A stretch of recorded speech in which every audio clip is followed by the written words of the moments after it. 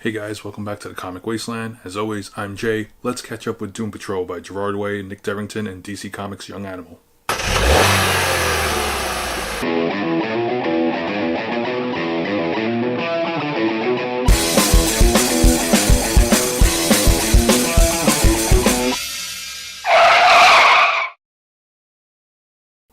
Okay, try to stay with me here because this is going to get really weird.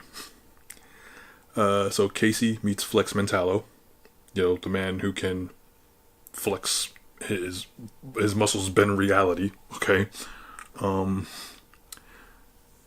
At the same time, though, the Red Prism people, the Vedra, they find Danny the Ambulance, as he is now.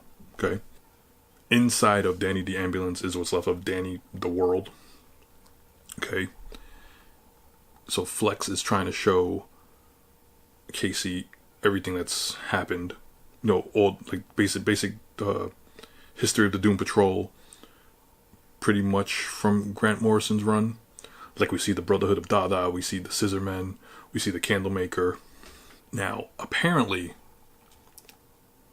Danny can make people now, not just pick people up, the downtrodden, the outcast, the freaks. Apparently Danny can create life. Okay. And Danny created Casey. Casey is one of the Danny people that are living in Danny the street, Danny the world. Okay? Now, wait, we'll get back to this, but in the meantime, Cliff Steele and Larry Trainer are on, like, the planet of the negative spirits. They're putting Larry on trial because it was kind of like Fight Club. Like, Larry broke the first rule of the negative world, and that's, letting people know about the existence of the negative world by joining with the negative spirit.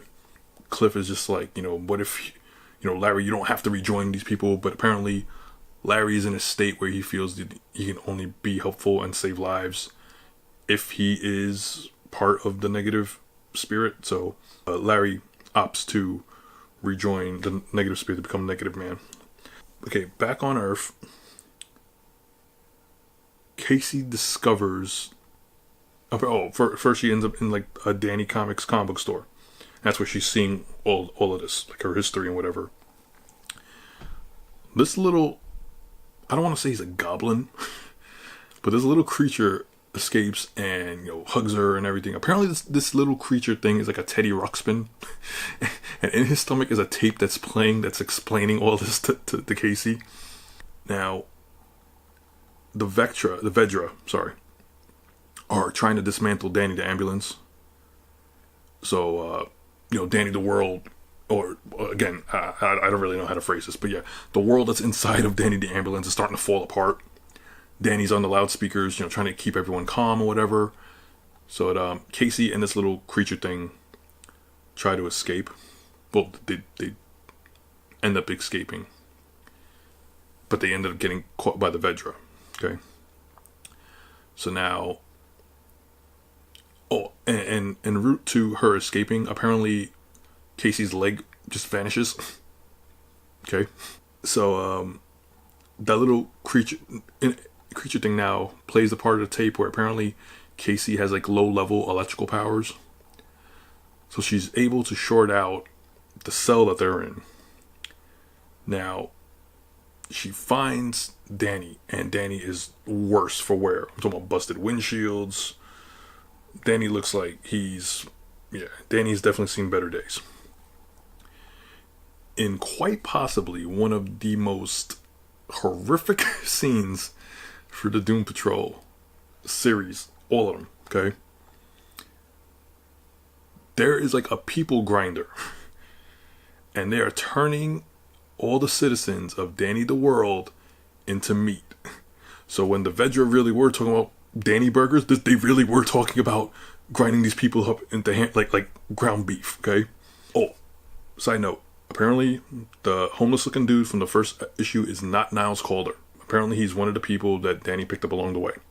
So him, Casey, and the little creature thing managed to get Danny started and escape. Apparently, Danny can trip the light fantastic, and yeah, he can space travel and everything. by far one of the most interesting parts of this series so far.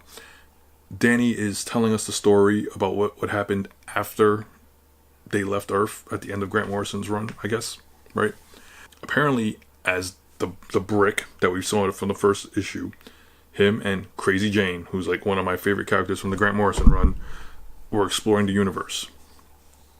They met this other alien. Now, this other alien used Danny the Brick to kill the angel-looking dude. Not entirely sure why, but that's how that happened. And during the chaos of this is when Danny lost Crazy Jane. So Danny fled, made his way back to Earth, and okay. I don't want to spoil the ending. Again, I'm really going to get into the habit of not spoiling the ending for you guys. Guys, I want you guys to pick these books up. The guy that we saw on the comic cover that Casey was reading comes into play at the end of the issue. And things are getting as interesting as they are weird. This, to me, this might be Gerard Way's best work. And I'm really starting to love Nick Derington's art. I'm aboard this series for the long haul. I hope this, I haven't checked the comic sales numbers, but I hope it's doing great, because this book is something else. It appeals to all my weird sensibilities. It's out there. I genuinely love a book where I cannot guess what's going to happen next. Like, I would have never guessed the scene where Casey turns and the fucking meat grinder is just there, you know, grinding people into like the meat and stuff. And it's definitely worth a look. Please give this book a shot. Please, please, please give this book a shot. Okay, guys, as always, like, share, comment. Let me know if I missed anything. Please discuss this, guys. Seriously, this book deserves all the love. It's worthy of all the praise. And guys, thanks again for being a fan. I don't say this enough, but yeah, guys, thank you for subscribing. We had our first video hit over 200 views, and I'm ecstatic. Thank you guys. Take care.